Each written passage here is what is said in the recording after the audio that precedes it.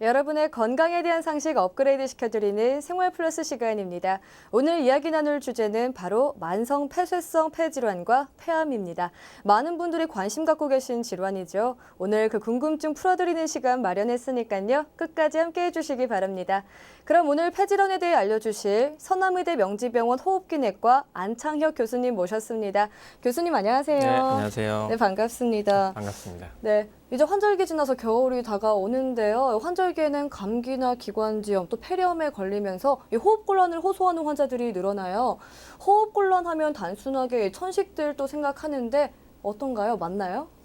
예, 요즘과 같이 이제 환절기라든지 이제 겨울이 다가오니까 찬 날씨가 이제 생기면은 이제 기침 가래를 오래 하시거나 아니면 네. 호흡 곤란을 호소하는 분들이 이제 점점 늘어나게 되죠. 네. 이제 호흡 곤란은 이제 물론 호흡기 질환에 의해서도 생기지만은 다른 네. 질환도 있어요. 예를 들어서 뭐 심장 질환 갖고 계신 분, 빈혈이 심하신 분 이런 분들도 있겠죠. 근데 호흡기 질환 같은 경우에는 아까 말씀하신 기관지 천식도 물론 있고요. 네. 이제 또한 뭐 만성 폐쇄성 폐질환 이런 병들도 있겠죠. 만성 폐쇄성 폐질환 이름이 정말 긴데요. 어떤 질환인가요? 예, 만성 염증이 이제 기도나 이제 폐 실질이란 곳에 이제 생기는 건데요. 그런 네. 거로 인해서 이제 기관지나 폐가 망가져 갖고 이제 회복되지 않는 비가역적인 기도 제한이라는 게 생깁니다. 네. 그렇게 해서 이제 호흡 곤란이 발생하는 건데 방금 말씀하셨다시피 만성 폐쇄성 폐질환 이게 8글자나 되게 굉장히 길잖아요. 네. 그러니까 요즘에는 아예 그냥 영어로 그냥 COPD라고 약자로 COPD라고 하는데 그냥 COPD라고 말하기도 하고 이제 주로 어르신들이 많이 생기시기 때문에 어르신들 위해서 그냥 COPD라고 한글로 아예 그렇게 쓰기도 합니다. 네. 근데 이 만성 염증이란 게 소기도 그러니까 작은 기관지라고 생각하시면 돼요. 작은 기관지 안에 만성 염증이 생기면 어떻게 되냐? 우리 한번 몇 달 동안에 우리 뺨을 따다닥 때린다거나 손등을 따다닥 때린다고 한번 생각을 해보세요. 그러면 부풀어 네. 오르겠죠. 네. 그것처럼 기관지 내에 있는 살이 이렇게 부풀어 올라요. 그러면 기관지가 좁아지니까 숨을 잘 못 쉬겠죠. 그러니까 호흡곤란이 발생을 하고 또 폐 자체는 이제 폐를 보면은 우리가 사실은 눈에 보이지 않는 수도 없는 작은 풍선들로 이루어졌다고 생각하시면 돼요. 그런데 만성 염증이 생기면은 우리가 거기에 이제 폐가 폐포라는 걸로 이루어져 있는데 그 폐포라는 거는 그렇게 상상을 해보시면 돼요.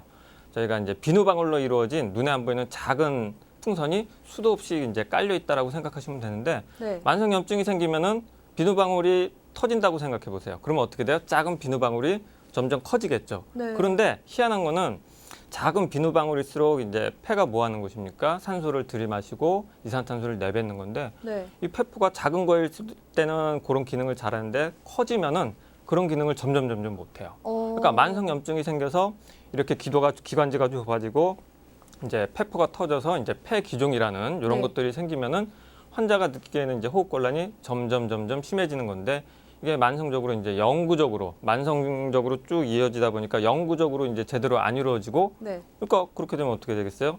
공기가 들어가고 나오는 거에 이제 제한이 되니까 이게 완전히 정상적으로 되지 않는 것을 이제 기도 제한이 있다라고 기류 제한이 있다고 얘기를 하는 거고요. 이러한 이제 만성 염증을 일으키는 것에는 이제 주로는 이제 흡연이고 기타 여러 가지 먼지, 공해 이런 것들이 있을 수가 있죠. 또는 이제 실내 같은 경우에는 실내 공기 오염 뭐 이런 것 등에 의해서도 생길 수가 있습니다. 그렇군요. 만성 폐쇄성 폐질환, COPD라고 하셨는데 의심할 만한 증상에는 어떤 것들이 있나요? 예, 방금 말씀드렸다시피 이제 만성적인 기침이나 가래, 호흡 곤란이 있으면 의심을 해봐야 되는데요. 네. 잠시 우리 표를 한번 보시면은 예, 저기 첫 줄에 있을 때 이제 써 있죠. 40세 이상 환자가 이제 이와 같은 증상이 있을 때 의심하고 검사를 요한다고 써 있는데요. 네. 40대라고 굳이 이야기하는 거는 잠깐 질환 설명할 때 얘기를 드렸지만은 저희가 이제 어르신들이 많이 생긴다고 했잖아요. 원인이 뭐냐면 어떤 분진 가스 노출력이 있거나 흡연이 있을 때 만성적으로 호흡곤란이나 기침 그다음에 가래가 있을 때 생기는 거기 때문에 주로 이제 나이가 드신 분일수록 이제 잘 생기고요. 네. 이제 천식이랑 차이가 증상은 비슷하지만 천식이랑 차이가 이제 40대 이전 천식은 이제 젊을 때 많이 생기죠. 그런 차이가 좀 있습니다.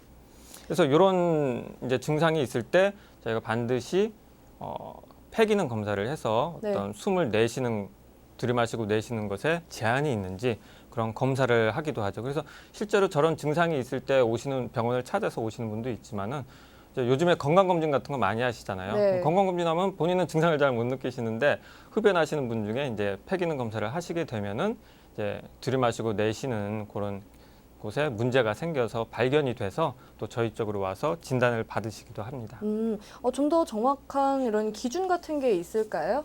예, 기준이 있습니다. 방금 말씀드린 대로 이제 주 증상이 호흡 곤란이기 때문에 네. 호흡 곤란이 어느 정도냐 그거에 따라 나누기도 하는데요. 표를 잠깐 보여주시겠습니까? 예, 이렇게 뭐 전혀 호흡 곤란이 없을 때는 물론 0점을 주고요. 너무나 이제 심해서 이제 집을 못 나설 정도면 이제 4점을 주기도 하고 보통은 이제 오르막길에서 숨이 차냐 아니면 평지에서 숨이 차냐 기준에서 뭐 1점이나 2점을 둬서 이렇게 호흡 곤란이 어느 정도 있냐에 따라서 이제 점수를 주기도 하고요. 네. 예, 또 다른 표를 보시면요. 저희가 이제 만성 폐쇄성 폐질환 즉 COPD 평가 점수란 게 있습니다. 보통 이제 기침 정도, 이제 가슴이 어느 정도 답답한지 가래 활동 정도, 기운이 어느 정도 나고 이제 잠을 잘 자는 이런 여러 가지를 물어봐서 이제 각각 점수를 주게 되는데요. 네. 이 점수에 따라서 이제 요 사람은 이제 어느 정도 심하구나 이런 거를 알 수 있고 네. 또한 이제 최근 1년 내에 어느 정도 입원할 정도로 많이 증상이 심했느냐 또 폐기능 검사에서는 어느 정도의 수치가 나왔냐 이런 것을 종합을 하게 돼요. 네. 그러면 우리나라 같은 경우에는 이제 쉽게 가나다 이렇게 나누는데 가로 될수록 이제 덜 심한 만성 폐쇄성 폐질환 환자고 이제 다로 갈수록 예 점점 심해지고 대신 점수도 높아지게 되고 이렇게 나누는데 이걸 중요한 거는 이제 이런 거에 따라서 저희가 어느 정도 심한지 또 심한 정도에 따라 약도 또 틀려질 수 있으니까 그런 이제 약을 어떤 거를 쓰게 될지 이제 결정하는데 중요한 이제 지침이 되기도 합니다. 네, 알겠습니다. 천식도 보면 이름부터가 회복이 어렵거나 치료가 잘 되지 않잖아요. 만성 폐쇄성 폐질환은 어떤가요? 치료 방법은 있겠죠? 예, 근데 안타깝게도 이게 폐나 기관지가 이미 손상이 되면은 이제 완전히 회복이 안 돼요. 하지만 이제 저희가 어떤 질병이든 마찬가지지만 치료의 목표가 뭐냐에 따라 틀려집니다. 네. 예를 들어서 완치는 안 되더라도 저희가 어느 정도 이제 더 이상 손상이 되는 것을 막는다든가 또는 이제 환자가 어떤 호흡곤란이나 기침가래가 이제 계속 평생 유지가 될 수가 있는데 네. 그런 거를 어느 정도 경감을 시켜서 병원이 있어도 이 정도면 나는 충분히 생활을 하는데 전혀 지장이 없겠다라는 그 정도를 만약 치료 목표로 삼는다면 저희가 네. 치료를 할 수 있다고 말할 수 있는 거고요. 여기에는 이제 뭐 여러 가지 약물 치료 외에 여러 가지 또 치료 방법이 있습니다. 옛날 같은 경우에는 주로 이제 먹는 약으로 주로 치료를 했어요. 먹는 네. 약으로 해서 이제 먹는 기관지를 이제 좁아졌으니까 이 병이 기관지를 넓혀주는 기관지 확장제라든지 뭐 스테로이드 제제, 기타 뭐 기침가래가 있으니까 기침약, 가래 물키는 약, 또 항생제 여러 가지 약, 또 항염제 여러 가지 약제가 있었는데 네. 아무래도 먹는 약은 이제 전신부작용이 나타날 수가 있잖아요. 그러니까 네. 최근에는 이제 주로는 이제 들이마시는 흡입제라는 약을 개발을 점점 해서 네. 천식과 비슷하게 이런 흡입제를 개발을 해서 전신 부작용은 줄이고 이제 최소한의 꼭 필요한 약만 직접 우리가 병이 있는 기관지나 폐에 들어가게 해서 이제 효과를 나타나게 하는 이런 흡입제가 많이 발달되고 있습니다. 또한 이제 감염도 또한 이 만성 폐쇄성 폐질환의 원인 중에 하나고 증상을 악화시키기 때문에 이제 요즘과 같은 때는 이제 독감 예방 주사나 폐렴 예방 주사 꼭 맞으세요라고 환자한테 얘기를 하기도 하죠. 네. 이런 약물 치료만 있는 게 또 아니죠. 이제 약물 외에 다른 치료 방법도 물론 있습니다. 이제 여기에는 이제 뭐 호흡 재활 치료라고 있는데 호흡 재활 치료는 그거예요. 이분들이 워낙 호흡 곤란이 있고 기침가래가 있으니까 통상적인 운동은 잘 못하실 수가 있어요. 네. 거기에 맞는 이 환자분이 호흡 곤란은 있지만은 그거를 극복하고 평상시에 건강을 유지할 수 있을 만한 그런 정도의 운동요법을 저희가 주선해 드리고요. 네. 또 하나는 그럼에도 불구하고 이제 너무 심하신 분이 아무래도 있지 않겠습니까? 네. 너무 망가지셔서 그런 분들은 이제 병원에서뿐만이 아니라 집에서도 가정용 산소요법이라는 게 있어서 집에서 어느 정도의 산소를 투여를 하십시오라고 하면 이제 병원에서 굳이 계속 오랫동안 장기간 입원해서 이제 산소 투여를 받으실 필요가 없죠. 집에서. 예, 집에서 가정용 산소도 있고 이제 이것도 안 될 정도로 너무나 심하신 분은 이제 기계도 있어요. 강제로 이제 호흡을 도와주는 기계요법도 있고요. 또 우리나라에서는 이제 흔하지는 않은데 물론 이제 이 폐기종 그 너무 심한 부분을 일부분을 이제 도려내는 수술도 있고요. 네. 기관지나 수술을 통해서 또 폐 이식 수술도 있는데 사실은 우리나라 사정상 그렇게 흔하게 되는 치료는 아니고 네. 주로는 이제 어떤 약물 치료나 방금 말씀드린 재활 치료, 산소요법 치료 이런 거를 주로 하게 하죠. 근데 가장 중요한 거는 이 질환의 원인이 되는 그 원인을 회피하는 거겠죠. 그러니까 네. 결국 금연을 하고 그다음에 어떤 매연이 있는 곳이면은 그거를 회피를 하고 이제 주부님들 같은 경우는 요리를 할 때 환기를 잘 시킨다든가 이렇게 어떤 회피하는 게 가장 중요하고요. 또 하나는 아무래도 이제 연세가 드신 분들이 이 질환에 많이 생기시기 때문에 다른 질환을 많이 같이 앓으세요. 심장 질환이라든지 특히 허혈성 심질환 또는 대사성 증후군, 뭐 당뇨, 골다공증, 뭐 우울증, 또 폐암, 여러 가지 감염증 이런 분들이 같이 있으시기 때문에 네. 이런 동반 질환을 치료를 같이 잘 하는 게 중요하고요. 네. 특히나 이제 금연을 하면 당연히 이 COPD 만성 폐쇄성 폐질환뿐만이 아니라 이제 흡연에 의해 잘 생기는 허혈성 심질환이라든지 네. 아니면 폐암과 같은 흡연과 관련이 있는 질환도 같이 호전이 될 수도 있고 또 예방할 조화도 수도 될 수 있고. 있겠죠. 네, 알겠습니다. 만성 폐쇄성 질환과 폐암 모두 흡연이 원인으로 지적되죠. 그러면 만성 폐쇄성 질환과 폐암은 어떤 연관이 있나요? 예, 폐암은 이제 이 만성 폐쇄성 폐질환 환자에서 빈번히 발생된다고 되어 있습니다. 이제 미국에서 발표한 논문 중에 하나는 이제 가벼운 COPD 만성 폐쇄성 폐질환 환자인데도 이제 가장 흔한 사망 원인이 폐암이라는 그런 보고도 있었고요. 또 이제 이 만성 폐쇄성 폐질환 중요한 위험 요소 중에 하나가 또 흡연이라고 했으니까 폐암에 있어서도 이 흡연이 같이 중요한 원인이 아닐까 이렇게 위험 인자로 같이 보고 있는데요. 네. 어쨌든 공통적으로 흡연이라는 게 연관이 돼 있고 또 만성 폐쇄성 폐질환이 뭐 직접 폐질환이든 폐암의 원인이든 아니든 간에 뭐 어차피 이게 공통적으로 두 가지 병 다 흡연이라는 공통 인자가 있기 때문에 흡연을 하지 않는 것이 만성 폐쇄성 폐질환이든 폐암이든 둘 다 이제 질환을 막는 데 좀 더 도움이 되겠죠. 네, 알겠습니다. 그런데 폐암도 여러 종류가 있다고 들었어요. 흡연과 관련이 있는 폐암 종류가 따로 있는 건가요? 예, 있습니다. 보통 이제 폐암은 이제 조직 검사를 해서 모양에 따라서 구분을 하게 되는데요. 네. 작게 생긴 거를 이제 소세포 폐암이라고 해서 소세포 폐암 종류가 있고 또 소세포 폐암이 아닌 종류를 뭉뚱그려서 비소세포성 폐암이라고 이제 그렇게 나누는데요. 네. 이제 비소세포 폐암 중에서 이제 모양에 따라서 또 편평한 세포 모양이다 해서 이제 편평 상피 세포암이 있고 네. 어떤 이제 연못 모양이다라고 해서 이제 선암 뭐 이런 것도 여러 가지 종류로 또 나누는데 이 중에서 이제 소세포 폐암, 그다음에 비소세포 폐암 중에는 이제 편평 상피 세포암이란 게 특히 이제 흡연이랑 깊은 관계가 있을 거다라고 지금 알려져 있고요. 네. 이제 담배를 많이 피우는 사람일수록 이제 폐암 발생률이 높아지니까 당연히 이제 본인뿐만이 아니라 이제 간접 흡연을 피해를 받는 이제 주변 사람들을 위해서도 이제 이 폐암의 이 발암 확률이 높아지게 되겠죠.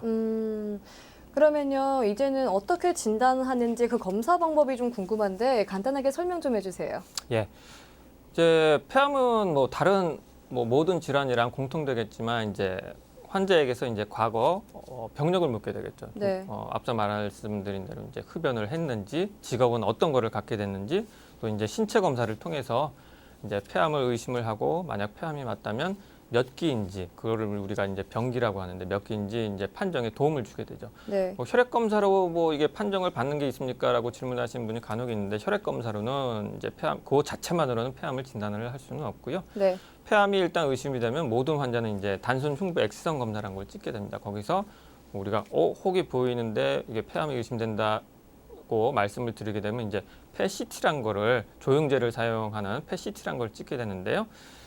이제 보통 이제 컴퓨터 전선화 단층 촬영 CT라고 얘기를 하죠. 네. 그거를 하면 이제 혹 같은 모양이 보이게 되는데요. 한번 준비된 사진 한번 보여주실까요? 예. 이제 왼쪽이랑 오른쪽 두 장인데 같은 사진인데요. 약간 이제 농도만 틀리게 한 겁니다. 왼쪽에 있는 거는 이제 기관지랑 폐가 잘 보이게 한 사진이고 네. 오른쪽은 이제 혹이 잘 보이게 만든 사진인데요. 네. 빨간 화살표 있는 곳이 앞서 소개시켜드린 만성 폐쇄성 폐질환에 이제 폐가 망가져서 생긴 폐기종이 많이 분포가 돼 있는 부분이고요. 그 중에서 이제 똑같은 레벨인데 오른쪽에 이제 하늘색 화살표로 된 쪽에 뭐가 둥글게 있죠. 네. 저걸 이제 혹이라고 해서 폐암이 의심됩니다라고 저희가 설명을 드리게 됩니다. 다음 사진 준비되어 있을까요?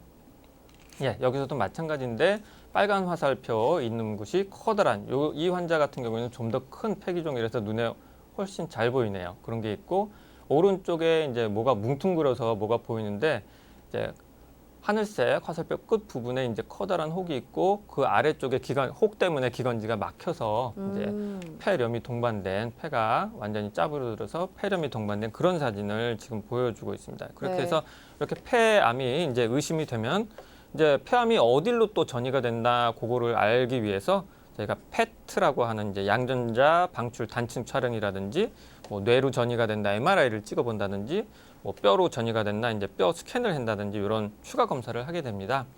그래서 폐암이 의심된 환자는 이제 이런 거는 이제 사진상으로는 강력히 의심이 된다고만 얘기를 하는 거지 확진을 내릴 수는 없고요. 네. 확진을 위해서는 반드시 조직 검사나 세포 검사를 하게 됩니다. 네.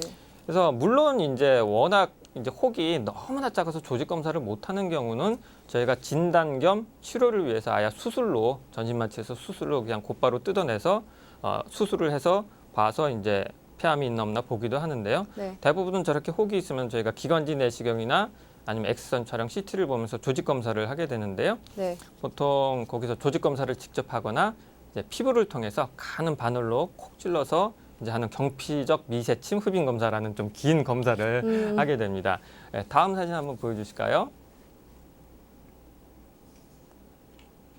예, 다음 사진에서는 이제 CT랑 이제 다시 한번 보여드릴 텐데 또 다른 환자인데요. 역시 빨간 화살표 있는 데가 이제 폐기종, 이제 하늘색 화살표 있는 데가 이제 혹이 보이는 폐암이 의심되는 부분인데요. 저 부분을 이제 저희가 기관지 내시경으로 들여다봤어요. 그랬더니 다음 사진과 같이 기관지 내시경 소견이 보이는데요. 예, 저렇게 기관지고 그 안에 저렇게 화살표 끝에 보이는 게 커다란 혹이 있고 저 여기서 조직 검사를 해봤더니 실제 폐암이 나와서 요거는 폐암 진단을 받고 치료에 임하게 됐습니다. 물론 이제 여기서 이렇게 혹이 잘 보이면은 조직 검사를 충분히 하는데 저렇게 혹이 안 보이는 경우에는 저희가 전이된 임파선이나 아니면 축막 이런 데서 간접적으로 조직 검사나 세포 검사를 해서 원발 부위에 폐에 큰 혹이 있으니까 아마 폐암이겠구나 하고 저희가 간접적으로 진단을 내리기도 합니다. 네. 기타 이제 수술을 하게 되는 경우에는 기타 뭐 폐기능 검사나 다른 추가적인 검사도 있을 수 있고요. 네, 알겠습니다. 지금까지 만성 폐쇄성 질환과 폐암에 대해서 얘기 들어봤는데요. 중간중간 정기검진과 특히 금연의 중요성 특히 언급해 주셨는데 마지막으로 이 폐암을 비롯해 다른 호흡기관과 걱정하시는 분들을 위해서 조언 한마디 부탁드릴게요. 예, 계속해서 제가 얘기 드리지만은 예방이 최선입니다. 그러니까 금연하시는 게 제일 좋고요. 두 번째는 이제 특히나 이제 유독 우리나라 분들이 저도 마찬가지지만 이제 음식으로 자꾸 이제 예방이나 치료를 하려고 하는데요. 네. 일단은 그거는 이제 부차적인 문제고 또 어떤 경우에는 논문에도 나와 있는 게 있습니다. 어떤 이제 건강보조식품은 오히려 질병을 악화시키고 나쁘게 만든다는 것도 있으니까요. 꼭 이제 담당 의사님이랑 상의를 하셔서 금연을 하시고 어떤 치료법인지 정답인지 상의를 하신 후에 그 다음으로 이제 여유 있을 때 이제 맛있는 음식 가족들과 같이 하시는 게 좋을 거라고 생각됩니다. 네, 알겠습니다. 교수님 오늘 좋은 말씀 잘 들었고요. 나와주셔서 감사합니다. 네, 감사합니다.